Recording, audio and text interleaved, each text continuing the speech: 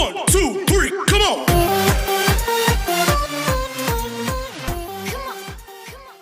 चलिए, good morning. कैसे आप लोग? तो देखिए, आज का ही अपना 3rd नंबर का क्वेश्चन है। इसके पहले मैंने आपको 2 क्वेश्चन करा के दिया है, तो अभी 3rd नंबर का क्वेश्चन है। नोट्स में देखा जाए तो नोट्स में आपका 2nd नंबर का क्वेश्चन है। एक क्वेश्चन मैंने आपको करके दिया है, तो ये अपना 2nd नंबर का क्वेश्चन से जो आज मैं आपको कराऊंगा।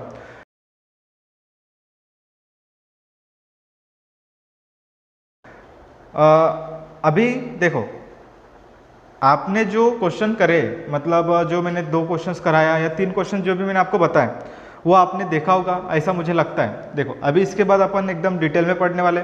अभी तक वो था डेमो टाइप, मतलब जो 2 क्वेश्चंस मैंने आपको कराया था एकदम डेमो टाइप क्वेश्चंस थे। अभी एक्चुअली जो प्रॉब्लम, मैंने पूरे प्रॉब्लम अभी तक कराए नहीं, कंप्लीट प्रॉब्लम अभी भी अपना हुआ नहीं। बस अभी अपन ने बस एंट्री करना सीखे थे कि एंट्री कैसे पास करी जाती है। अभी एक्चुअली अपन एंट्री को लेजर में कैसे कन्वर्ट करते, ये अपन इसके बाद सीखने वाले हैं, ठीक है। तो इसके लिए आपको क्या करना है बेटा, तो इसके लिए आपको सबसे पहले जो मैंने आपको 2 से 3 लेक्चर आपको जो लेक्चर सेंड किए, वो कंपलसरी आपको देखना है। अगर से आप वो लेक्चर्स नहीं देखेंगे तो बेटा आने वाले लेक्चर्स आपको नहीं समझ में आएंगे, तो वो लेक्चर्स आपको कंपलसरी देखना पड़ेगा। अगर से आप चाहते कि आपको अच्छा खासा इस टॉपिक में कमांड मिले, 10 में से 10 मार्क मिले, तो आपको कंपलसरी ये टॉपिक का जो बेसिक है वो बेसिक आपको कंपलसरी करना ही पड़ेगा। बेसिक के साथ साथ जो मैंने आपको सीक्वेंस लिख के दिया उसको भी आपको करना है। ये क्वेश्चंस मैंने आपको ऑलरेडी बोर्ड पे लिख के दिया, अपन पढ़ेंगे, बट आपका जो बेसिक है वो क्लियर होना चाहिए। मैंने सबसे बात करी थी कॉल पे, तो कुछ लोगों ने रिस्पॉन्स किया था, कुछ लोगों ने एंट्री याद करी, कुछ लोगों ने नहीं करी, कुछ लोगों ने वीडियो देखा नहीं देखा है, मुझे इतना नहीं पता, बट आप लोगों को ये वीडियो कंपलसरी देखनी पड़ेंगे जो प्रीवियस वीडियो मैंने आपको सेंड किया। प्रीवियस वीडियो देखने के बाद ये वाला वीडियो देखिए बेटा, तभी आपको समझेगा, नहीं तो क्वेश्चंस का जो सीक्वेंस है वो डामाडोल हो गया तो फिर कुछ नहीं समझ में आएगा। क्लियर इतना? तो बेटा प्लीज़ आप जो मैंने प्रीवियस लेक्चर सेंड किया है वो आप उसको कंपलसरी देखिए। उसके बाद जो सीक्वेंस याद करना है वो सीक्वेंस याद कीजिए। सीक्वेंस तो वैसे मैं यहाँ पे याद कराता ही हूँ, बस आप उसको थोड़ा थोड़ा घर पे पढ़िए, पढ़ेंगे तभी आप सीक्वेंस को याद कर पाएंगे, ठीक है। तो देखिए, आज का जो नोट्स का जो 2nd क्वेश्चन है, ऑलरेडी मैंने एक क्वेश्चन करा के दिया नोट्स में से, अभी ये दूसरा क्वेश्चन है अपना। उसके पहले मैंने आपको बुक में से क्वेश्चन दिया था, अभी ये बुक में से नहीं, अपना नोट्स में से क्वेश्चन है।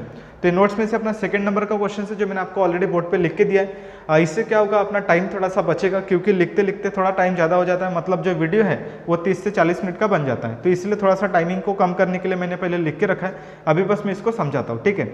आप चाहे तो पहले इसको पूरा अपनी कॉपी में उतार सकते हो या लिख सकते हो, नोट्स आपको मिलेगा, क्वेश्चन के साथ आप उसका आंसर डायरेक्टली लिख सकते हो। लेकिन कंपलसरी जो क्वेश्चन मैं आपको देने वाला हूँ वो क्वेश्चन आपके कॉपी में लिखा होना जरूरी है। अगर से जिन लोगों को कॉपी में लिखने की आदत नहीं है या जिन लोग नहीं लिख सकते, तो उन लोग बेटा जो मैंने आपको डिस्क्रिप्शन में दिया है उसका प्रिंट निकालिए, प्रिंट अच्छा रहेगा। क्लियर इतना? तो सबसे पहले आपके कॉपी में, मतलब जब मैं यहाँ पे पढ़ूंगा तो आपके कॉपी में भी वो दिखना चाहिए, नहीं तो वन साइडेड ट्रांसलेशन होगा, तो ऐसा नहीं होना चाहिए। जो मैं आपको बोल रहा हूँ वो आपको सुनाई आना चाहिए, बट आपको उसको देखते भी आना चाहिए, मतलब आप वो अपनी कॉपी में देखिए और मेरी बातें सुनिए तो आपको अच्छा रहेगा, ठीक है। तो 2 वे कम्युनिकेशन होना चाहिए। ऐसा नहीं कि सर यहाँ पे पढ़ रहे हमारे पास कुछ भी नहीं है, तो ऐसा नहीं होना चाहिए। आपके पास वो होना कंपलसरी है, चाहे तो लिखा होना चाहिए, उसका प्रिंट कीजिए, आप कैसे भी कीजिए, लेकिन वो लिखा होना जरूरी है। क्लियर इतना? तो 2nd क्वेश्चन पे आते हैं। पहला क्वेश्चन मैंने ऑलरेडी आपको करा के दिया है, मैंने अभी तक आपको कोई भी पूरा प्रॉब्लम करा के नहीं दिया है, सिर्फ और सिर्फ मैंने आपको जर्नल एंट्रीज बताया। वो जर्नल एंट्रीज कैसे पास करते हैं वो सीक्वेंस मैंने आपको लिख के दिया था, वो सीक्वेंस आप याद कर लीजिए। यहाँ पर भी मैंने आपको जर्नल एंट्रीज कराया, पूरा प्रॉब्लम नहीं है ये, सिर्फ और सिर्फ जर्नल एंट्रीज है। इसके बाद अपन नेक्स्ट वीडियो में अपन पढ़ेंगे इसके लेजर, कि एंट्री को लेजर में कैसे कन्वर्ट करते। बिकॉज एग्जाम में आपको लेजर ही पूछे जाते हैं, मैक्सिमम टाइम लेजर ही आता है, एंट्री तो बहुत कम आती है। बट लेजर को बनाने के लिए आपको कंपलसरी क्या करना पड़ेगा बेटा, तो कंपलसरी एंट्री पता होना चाहिए कि एंट्री कैसी होती है। तो लेजर को पास करने के लिए एंट्री का होना जरूरी है, इसलिए पहले स्टार्टिंग के जो 3-4 प्रॉब्लम है या 5-6 प्रॉब्लम जितने भी रहेंगे वो मैं आपको पहले एंट्री समझाऊंगा, और उसके बाद ही क्या करेंगे बेटा, अपन लेजर को कन्वर्ट करेंगे। क्लियर इतना?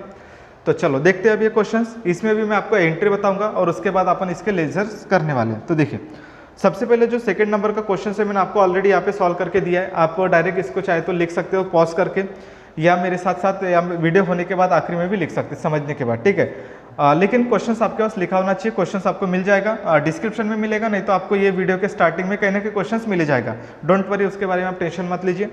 तो देखिए, क्वेश्चन है बेटा आपका 2nd नंबर का। चलो मैं पढ़ता हूँ, आप अपनी कॉपी में देखिए या जहाँ पर भी आपने लिखा होगा, कैसे भी लिखा होगा, लेकिन उसको देखिए। मैं पढ़ता हूँ, आप ध्यान दीजिए। Jaya, Basanti and Shubha were partners sharing profit and loss in their proportion 2:1. It means Jaya Basanti and Shubha were partners, 3 लोग पार्टनर हैं, उनका रेशो है 2:1। इसका मतलब होता है कि जो भी पार्टनर्स है जया बसंती शुभा, ये 3 पार्टनर है, पार्टनरशिप हम क्या, उनका रेशो कितना है बेटा 2:1।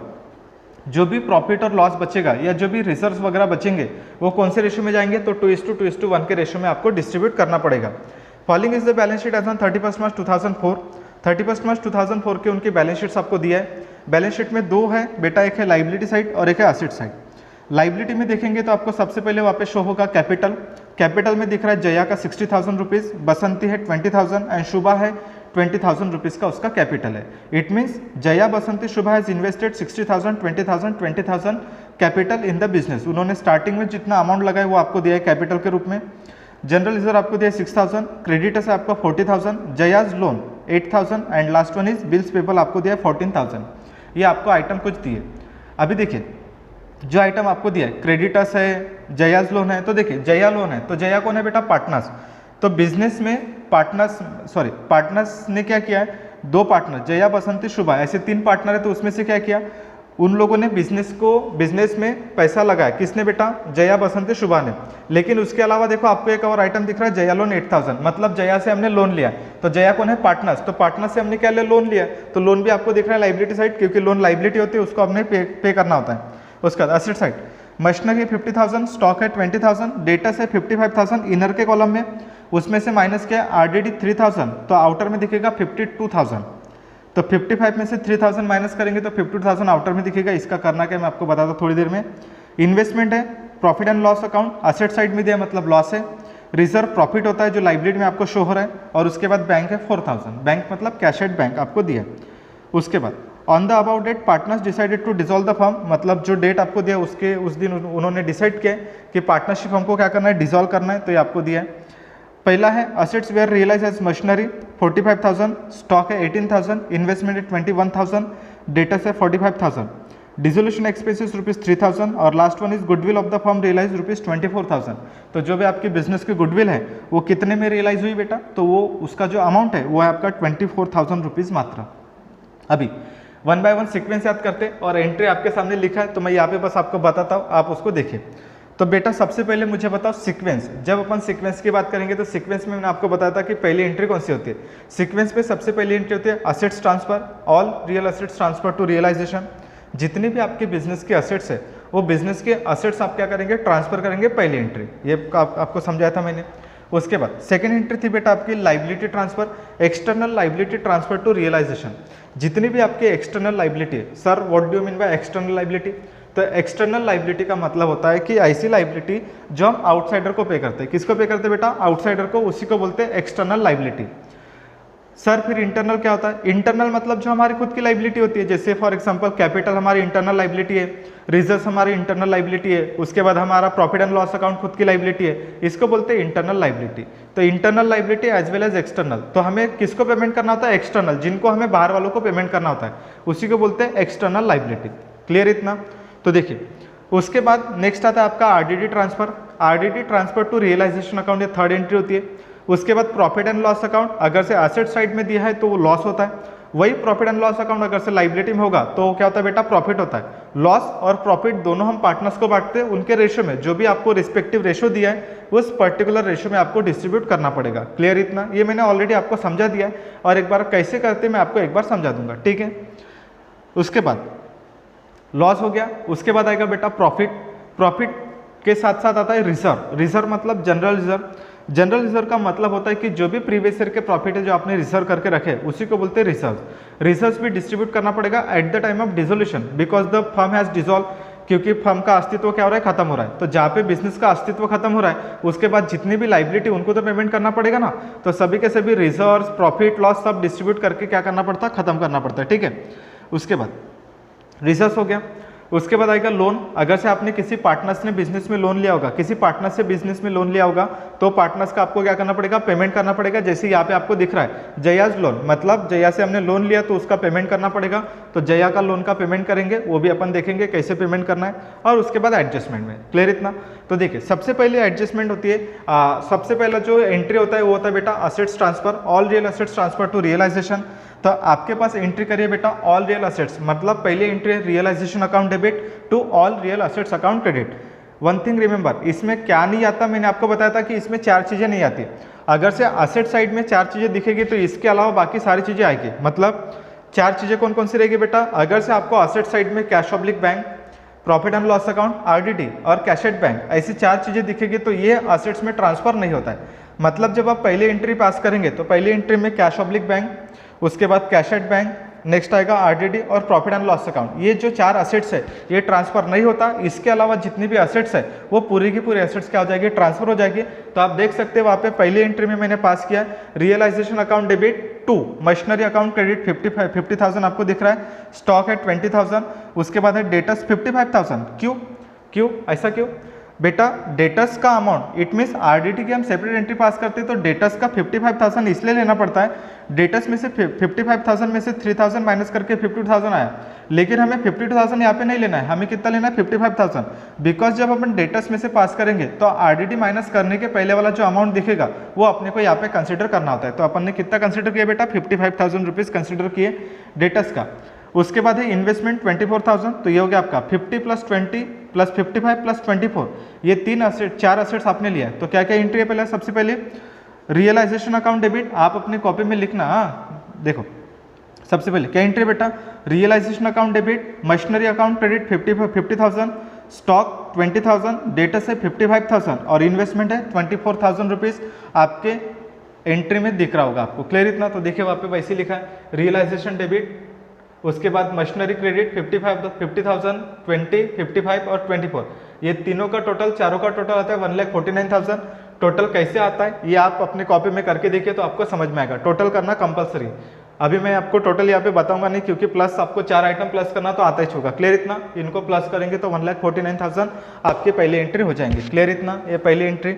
तो पहली एंट्री बेटा आपकी रियलाइजेशन अकाउंट डेबिट, पहले जितनी भी असेट्स हमें ट्रांसफर करना पड़ता है रियलाइजेशन में और उसके बाद उसको सोल्ड आउट करना पड़ता है। क्लियर इतना? ये होगी पहली एंट्री। बरोबर? तो चलो फोकस करो सेकंड एंट्री की तरफ। तो बताओ सेकंड एंट्री क्या थी हमारी? सेकंड एंट्री थी बेटा outside liability transfer to realisation. तो जितनी भी आपकी आउटसाइड लाइबिलिटी है वो क्या करेंगे? हम ट्रांसफर करेंगे। तो outside liability transfer to realisation की एंट्री होती है जितनी भी एक्सटर्नल लाइबिलिटीज है। लाइबिलिटी मतलब क्रेडिट बैलेंस, क्योंकि लाइबिलिटी में दिख रहा है, देखो आपके बुक में दिखेगा, आपको लाइबिलिटी साइड में दिखेगा क्रेडिटर्स और बिल्स पेबल, क्योंकि दो ऐसी आउटसाइड लाइबिलिटी है। तो जो लाइबिलिटी और क्रेडिटर्स है ये आपकी आउटसाइड लाइबिलिटी, क्रेडिट एक बार क्रेडिट हो चुका है तो दूसरी बार काय में आएगा? डेबिट में। तो एक आइटम क्रेडिट में तो दूसरी बार काय में आएगा? डेबिट में। It means creditors account debit, bills payable account debit, देखो आपको दिख रहा है creditors account debit, bills payable account debit to realisation account credit being the external liability. External बोलो या आउटसाइड बोलो, दोनों का मतलब सेम होता है। Being the external liability transfer to realisation, amount है उसका 40,000 और इसका है 14,000, एक का 40,000 और दूसरे का 14,000 है। और नरेशन इसका लिखा है अपना being external liability transfer to realisation account, वहाँ पे RA लिखा है, R-A। बट आप ऐसा मत करना बेटा, आपको फुल फॉर्म में लिखना है। मैं ऑलरेडी 12th पास कर चुका हूँ तो मुझे ऐसे फुल फॉर्म में लिखने की रिक्वायरमेंट नहीं है। बट आप लोगों को पूरा जहाँ पे मैं बोल रहा हूँ फुल फॉर्म में लिखिए तो वहाँ पे फुल फॉर्म में आना चाहिए। शॉर्टकट अलाउड नहीं है आप लोगों को, एटलीस्ट आप लोगों को शॉर्टकट अलाउड नहीं है। मैं तो मार ही सकता हूँ बट आप लोग शॉर्टकट नहीं मार सकते। क्लियर इतना? यहाँ पे फुल फॉर्म आना चाहिए रियलाइजेशन अकाउंट। नरेशन पूरा लिखने का, नरेशन में कंजूसी मत करना। उसके बाद हो गया सेकेंड एंट्री। थर्ड एंट्री देखिए, थर्ड एंट्री बेटा आपकी 3,000 वाली आरडीडी, क्योंकि सीक्वेंस में पहला असेट्स ट्रांसफर, लाइबिलिटी, फिर उसके बाद आएगा आरडीडी। तो आरडीडी देखो कितना है? 3,000। तो आरडीडी की एंट्री क्या होती है? आरडीडी मतलब लाइबिलिटी बैलेंस। तो एक बार लाइबिलिटी तो क्या होंगे? RDD account debit to realisation account credit. तो देखिए यहाँ पे RDD account debit to realisation account credit कितना है? 3,000। नरेशन है का being RDD transfer to realisation. वापस से बोल रहा हूँ शॉर्टकट अलाउड नहीं है आप लोगों को, आप फुल फॉर्म में लिखना। क्या है वहाँ पे बेटा? RDD transfer, RDD account debit to realisation account credit being the RDD transfer to realisation, amount लिखेंगे आप 3,000 रुपीज़। क्लियर इतना? ये हो गया आपकी थर्ड एंट्री। अरे क्लियर है क्या? चलो देखते हैं उसके बाद। पहली एंट्री थी आपके असेट्स ट्रांसफर। असेट्स ट्रांसफर आपको लिखा है असेट्स ट्रांसफर, उसके बाद है लाइबिलिटी ट्रांसफर और उसके बाद है बेटा आपके RDD transfer to realisation. Clear इतना? तो चलो देखते हैं नेक्स्ट वाली। नेक्स्ट एंट्री बेटा आपकी profit and loss account. Assets में देखिए 18,000 का आपका प्रॉफिट लॉस दिख रहा है, profit and loss account. Asset side में मतलब वो लॉस है। मैंने आपको कई बार समझा कि अगर से कोई भी चीज़ आपको असेट साइड में प्रॉफिट एंड लॉस के नाम से दिखेगा तो उसको क्या कंसिडर किया जाएगा? तो उसको लॉस कंसिडर किया जाता है। तो प्रॉफिट एंड लॉस अकाउंट आपको दिख रहा है 18,000 हम लॉस है तो लॉस किसको बांटते हैं, पार्टनर्स को। किस में बांटते हैं, रेशो में। अच्छा बताओ रेशो क्या है उनका, तो रेशो है बेटा उनका 2:2:1, तो 2:2:1 उनका रेशो है। तो सबसे पहले हम क्या करेंगे, 2:2:1 के रेशो में बांटेंगे। तो सबसे पहले किसको बांटेंगे, जया, बसंती, शुभा। अमाउंट कितना है 18,000, यहाँ पर भी आएगा 18,000 और यहाँ पर भी आएगा 18,000। क्लियर इतना। रेशो को क्या करेंगे, पहले प्लस करेंगे। तो रेशो को प्लस करो, 2 + 2 4, 4 + 1 5, तो 18,000 डिवाइड बाय 5, इसको भी डिवाइड बाय 5 करेंगे और इसको भी डिवाइड बाय 5 करेंगे। तो इसको हम काटेंगे, तो यहाँ पे आएगा 2, यहाँ पर भी आएगा 2, यहाँ पर आएगा 1, बिकॉज जया का रेशो है 2, बसंती का रेशो है भी 2 और सुबह का रेशो है 1, इसीलिए। तो यहाँ पर आएगा 3,600, यहाँ पर भी आएगा, काटेंगे तो 3,600 और यहाँ पर भी आएगा 3,600। 3,600 इंटू 2 7,200, यहाँ पर भी आएगा 7,200 और यहाँ पर आएगा 3,600। ये हो गया आपका रेशो। तो रेशो को सबसे पहले प्लस करेंगे आप लोग, 2 + 2 4, 4 + 1 5, 18,000 डिवाइड बाय 5 3,600 होता है। 3,600 multiplied by 2 7,200, this is Jaya. Basanti का भी सेम है रेशो 2, 18,000 डिवाइड बाय 5 इंटू 2, तो 3,600 ये आएगा, फिर मल्टीप्लाइड बाय 2 करेंगे तो आंसर आएगा 7,200। और लास्ट है शुभा, शुभा का भी सेम 3,600 इंटू 1, तो 3,600 ये लिखा है यहाँ पे। जया कैपिटल अकाउंट डेबिट 7,200, बसंती कैपिटल अकाउंट डेबिट 7,200, शुभा कैपिटल अकाउंट डेबिट 3,600 और तीनों का प्लस होता है 18,000। तो यहाँ पर आप लिखेंगे प्रॉफिट एंड लॉस अकाउंट, क्योंकि असेट्स है, असेट्स का मतलब डेबिट, तो एक बार डेबिट तो दूसरी बार क्या में जाएगा, क्रेडिट में। देखो बाय डिफॉल्ट 18,000 यहाँ पर आ रहा है। अरे क्लियर है क्या। तो ये हो गया आपका 18,000 रुपीज़ का लॉस। लॉस किसको बांटेंगे बेटा, पार्टनर्स को। ये हो गया पार्टनर्स का डेबिट और यहाँ पर आएगा क्रेडिट। समझाइए, ये हो गया आपका लॉस, फोर्थ एंट्री। क्लियर इतना। चलो उसके बाद लाइबिलिटी में देखेंगे आप लोग, तो लाइबिलिटी में आपको दिखेगा रिजर्व। रिजर्व दिख रहा है आपको 6,000 दिख रहा है क्या, सेम वैसे ही बांटेंगे। रिजर्व का मतलब था प्रॉफिट, प्रीवियस ईयर के प्रॉफिट जो आपने सेव करके रखे उसको बोलते हैं रिजर्व। तो रिजर्व बांटेंगे तो सबसे पहले रिजर्व मतलब लाइबिलिटी बैलेंस और लाइबिलिटी का मतलब था क्रेडिट बैलेंस। तो एक बार क्रेडिट तो दूसरी बार क्या में आएगा, डेबिट में। तो रिजर्व अकाउंट डेबिट मतलब देखिए यहाँ पे general reserve account debit to Jaya Basanti, ये आपको दिखेगा।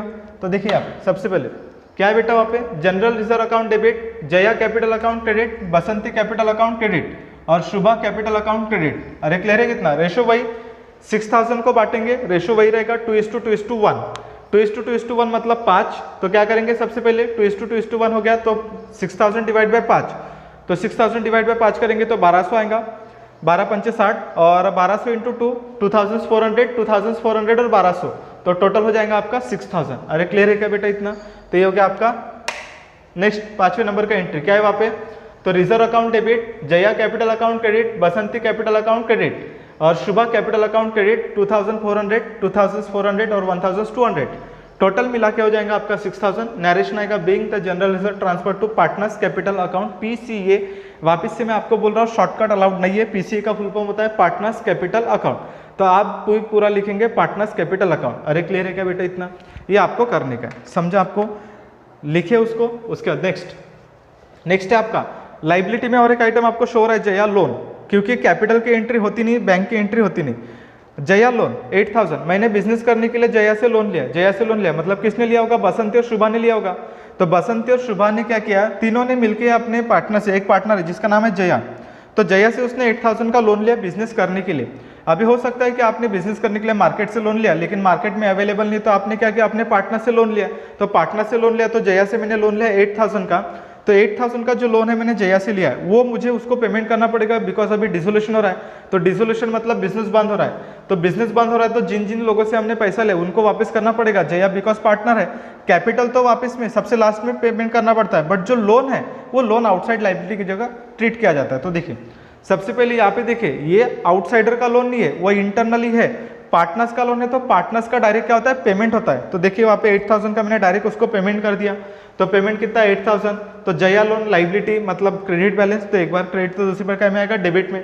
तो देखिए यहाँ पे जयाज लोन अकाउंट डेबिट, पैसा जाएगा तो cash oblique bank account credit 8,000, क्योंकि गांधी जी जा रहा है, गांधी जी अकाउंट क्रेडिट, तो कैश ऑब्लिक बैंक या तो चेक के थ्रू आएगा या तो कैश के थ्रू आएगा। चेक के थ्रू आएगा तो बैंक, नहीं तो फिर कैश, तो दोनों लिख लेने कोई फर्क नहीं पड़ता, कैश ऑब्लिक बैंक।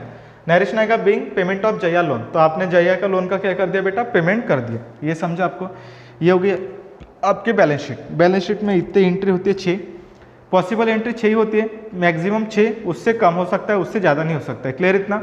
उससे कम होगा 2-3 एंट्री होगी, मैक्सिमम 6 होगी, उससे कम हो सकता है। क्लियर इतना? उसके बाद देखो नेक्स्ट, ये हो गई आपकी बैलेंस शीट। उसके बाद देखेंगे आप लोग एडजस्टमेंट्स इंपॉर्टेंट है इसके।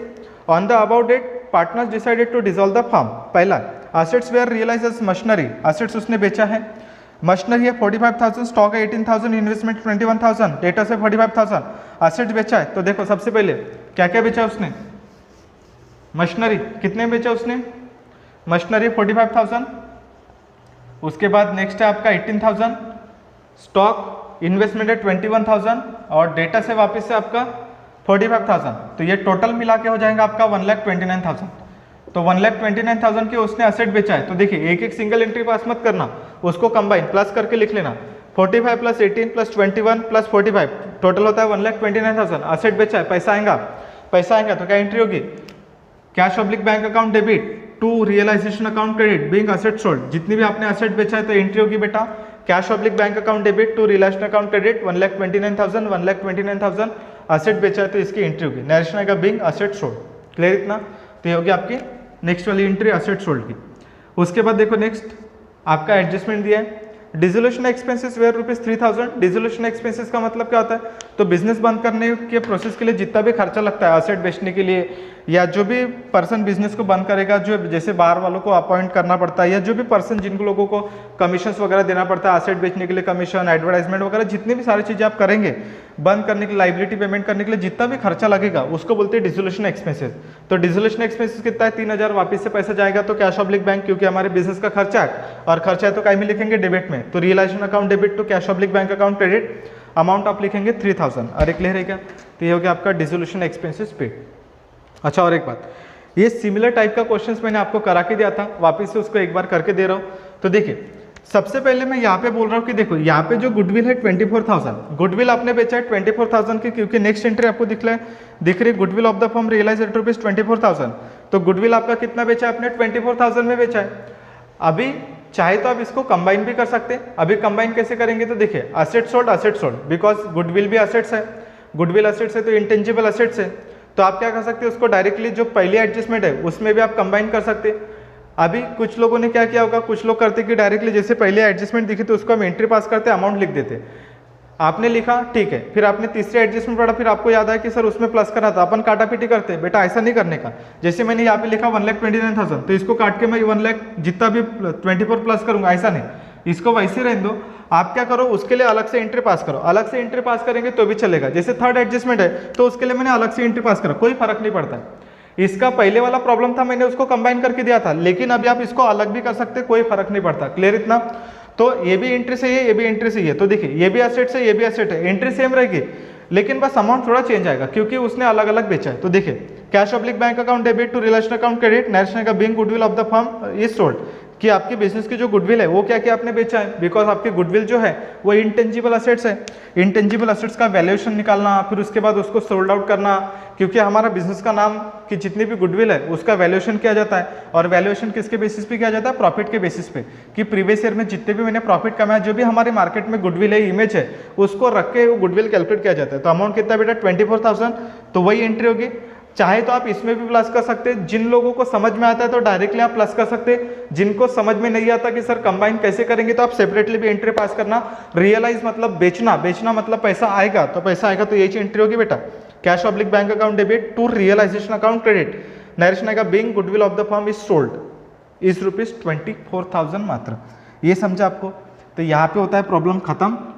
लेकिन एक यहाँ पे जो गुप्त समायोजन जिसको बोलते हैं इम्प्लाइड एडजस्टमेंट है, जो लोगों को दिखती नहीं है बट एडजस्टमेंट होती है। बहुत सारे लोग इसी में गलती करते हैं जो लास्ट वाली एंट्री है, क्योंकि मैंने आपको स्टार्टिंग में जो सेकंड प्रॉब्लम पढ़ा था वहाँ पर भी बताया था कि जब भी आप आउटसाइड लाइबिलिटी ट्रांसफर करते हैं, मतलब जब आप सेकंड एंट्री ट्रांसफर करते हैं, तो मैंने आपको बताया था सेकंड एंट्री ट्रांसफर करने की एंट्री क्या होती है, मतलब लाइबिलिटी ट्रांसफर की एंट्री क्या होती है। तो जितनी भी आउटसाइड लाइबिलिटी है वो क्या करेंगे, हम ट्रांसफर करेंगे। तो outside liability transfer to realisation अपन एंट्री पास करते हैं। अरे बेटा एक बात बताओ, जब मैं क्रेडिटर्स से पैसा ले रहा हूँ, बरोबर, क्रेडिटर्स से पैसा ले रहा हूँ, उसके साथ साथ मैं आपको बिल्स पेबल वगैरह जिन लोगों से पैसा ले रहा हूँ तो मुझे उनको पैसा पे करना पड़ेगा। इट मीन्स आउटसाइडर को, जो आउटसाइडर से मैंने गुड्स परचेस किया तो उसको मुझे पेमेंट करना ही पड़ेगा ना, मैंने बैंक से लोन लिया तो मुझे पेमेंट करना ही पड़ेगा, ये कंपलसरी था। जब आपका डिसोल्यूशन हो रहा है तो डिसोल्यूशन के टाइम जब आपने किसी से पैसा लिया तो उसको कंपलसरी पेमेंट करना ही पड़ेगा, भले ही आपके एडजस्टमेंट में वो दिया होगा तो भी आपको करना पड़ेगा, नहीं दिया होगा तो भी आपको आउटसाइड लाइबिलिटी का पेमेंट कंपलसरी करना होता है, ये कंपलसरी पेमेंट होता है। इवन तो आपके प्रॉब्लम में कुछ भी इंफॉर्मेशन नहीं है तो भी आपको प्रॉब्लम में क्या करना पड़ेगा, वो एंट्री पास करना पड़ेगा, आउटसाइड लाइबिलिटी पेड, ये कंपलसरी एंट्री होती है जो आपके बिजनेस में करना पड़ता है, भले ही आपको प्रॉब्लम में नहीं दिया। तो जैसे इस प्रॉब्लम में दिया ही नहीं है तो हम एंट्री करते ही नहीं, तो छोड़ देते हम लोग, बेटा ऐसा नहीं करना, कांड हो जाएगा आप लोगों का। इसीलिए बेटा क्या करना, उसको सबसे पहले जो लाइबिलिटी वाली पेड है ये कंपलसरी आपको पेमेंट करना ही पड़ेगा, क्योंकि हमने पैसा लिया तो देना तो पड़ेगा ना, यस और नो। तो पैसा लिया तो देना पड़ेगा, तो देना पड़ेगा तो दो। फिर रियलाइजेशन अकाउंट डेबिट, क्या देंगे, पैसा देंगे, कैश ऑब्लिक कुछ और तो देने के लिए है ही नहीं अपने पास और। तो realisation account debit, cash oblique bank account credit, narration आएगा बीइंग एक्सटर्नल लाइबिलिटी पेड, तो जितनी भी आपकी लाइबिलिटी वो क्या करेंगे अपन पेड करेंगे 24,000, ये कंपलसरी एंट्री है 24,000, सॉरी 54,000। कैसे आया 54,000, तो देखिए आपको यहाँ पे देखो क्रेडिटर्स को कितना पेमेंट करना था 40,000, बिल्स पेबल को कितना करना था 14,000। जब आपको कुछ भी नहीं दिया है तो मतलब जितना हमने लिया उतना ही देना पड़ेगा, ना ज्यादा ना कम, समझ में आ गया, जितना लेंगे उतना ही देंगे। लेन देन का ट्रांजेक्शन तो समझ में आता है कि जितना हम लेते हैं उतना ही देते हैं, ज्यादा नहीं देते, कम नहीं देते, तो जितना आपको दिया है उतना आपको देना पड़ेगा, समझ में आ गया। तो यहाँ पर भी आएगा 54,000, यहाँ पर भी आएगा 54,000, समझा बेटा, ये कंपलसरी एंट्री है। और जब आपका एडजस्टमेंट में देगा, जैसे इसके पहले वाला प्रॉब्लम मैंने करके दिया था जस्ट अनिल सुनील वाला, तो वहाँ पे दिया था कि क्रेडिटर्स को अपने को पेमेंट करना था, एक सेकेंड, हाँ क्रेडिटर्स को पेमेंट करना था 25,000 फुल सेटलमेंट, बट जबकि उसका अमाउंट था 28,000, बट हमने कितना पेमेंट किया था उसको 25,000, तो 3,000 कम दिए थे ना, तो वो हो गया ऊपर वाली पहला वाला प्रॉब्लम अनिल वाला। अभी ये वाले प्रॉब्लम में आपको जितना वहाँ पे कुछ भी नहीं बोला तो जितनी आपकी लाइबिलिटी उतनी आपको पे करना पड़ेगा, समझ में आ गया बेटा ये। तो ये हो गया आपका प्रॉब्लम यहाँ पे कंप्लीट, समझ में आ गई है। तो इसके बाद आप इसको पूरा नोट डाउन कीजिए और इसको लिखिए। कुछ नहीं समझ में आता है तो आप मुझे डायरेक्टली पूछ सकते हो व्हाट्सअप पे, जहाँ पर भी आपको पूछना है आप पूछ सकते हो, डाउट रहा तो पूछने का, नहीं तो फिर इसको सॉल्व करके देखने का। क्लियर इतना? ये हो गया आपका प्रॉब्लम नंबर सेकंड, नोट्स में से सेकंड क्वेश्चन है अपना। इसके बाद अपन थर्ड वाला क्वेश्चन करेंगे नेक्स्ट वाले स्लाइड्स में। उसके बाद ये क्वेश्चंस को आपको पहले 2 बार करके दिखाना है मेरे को। अभी देखो एप्लीकेशन के थ्रू पढ़ रहे हैं तो ये क्वेश्चंस आपको कंपलसरी करके दिखाना पड़ेगा, मतलब ये आपके लिए होमवर्क रहेगा। जो मैंने आपको कराया ये आपको 2 बार करके देखना पड़ेगा होमवर्क, और मुझे सेंड करके दिखाइए कि जो आपने किया होगा वो आप पहले बिना देखे कीजिए। मतलब आपने एक बार किया होगा तो फिर आप उसको क्या कीजिए बेटा, उसको आप पहले 2 बार करके देखिए, पहले एक बार करके देखिए अपने मन से कितना आपको सॉल्व करना आता है, क्योंकि मैंने ऑलरेडी 3-4 प्रॉब्लम करके दिया, तो अभी आपको ऑलमोस्ट 50 to 60% प्रॉब्लम आना चाहिए। अगर से आप पढ़ रहे होंगे तो 60% आना चाहिए आपको, इतना तो आना चाहिए। क्लियर इतना? कुछ नहीं समझ में आता तो फिर मुझे डाउट पूछिए, कॉल कीजिए, कि कुछ भी कीजिए, या फिर आप पीछे पलट के भी देख सकते हो कि सर ने कैसे सॉल्व किया, वो भी आप देख सकते हो। क्लियर इतना? वीडियो को 1 बार नहीं, 2 बार नहीं, 3 बार नहीं, 4 बार देख सकते हो, जितनी बार आपको इच्छा होती है उतनी बार देखिए, बट इसको एक बार वापस से आप करके देखिए, 1 बार नहीं, 2 बार नहीं, 3 बार, जितनी बार आप कर सकते हो उतनी बार करके देखिए, बट मुझे 2 बार करके बताइए, और बाकी आप लोग जितना कर सकते हो वो आपकी क्षमता है। समझ में आ गया बेटा ये? क्योंकि अभी ये ऑनलाइन क्लासेस कब तक चलेगी, जब तक लॉकडाउन है तब तक। क्लियर इतना? अभी लॉकडाउन कब खुलता, क्लासेस कब शुरू होती है, कुछ भी नहीं पता है। क्लियर इतना? आने वाला 1 महीना भी हो सकता है, 2 महीना भी हो सकता है, 3 महीना भी हो सकता है, तो ये क्लासेस कब तक चलेगी अभी नहीं पता। तो जब तक ये ऑनलाइन चल रहा है तब तक पढ़ते रहिए, एंजॉय करते रहिए। समझ में आ गया? और कुछ भी रहा तो आप मुझे डायरेक्टली पूछ सकते हो, मुझे सूरज सर को, जहाँ पर भी आपको डाउट आता है तो आप डायरेक्टली हम लोगों को कॉन्टैक्ट कर सकते हो। समझ में आ गया बेटा ये? तो चलो तब तक के लिए गुड बाय, आज के लिए इतना काफ़ी है, उसके बाद अपन मिलेंगे नेक्स्ट क्वेश्चन में। क्लियर इतना? चलो टाटा बाय बाय।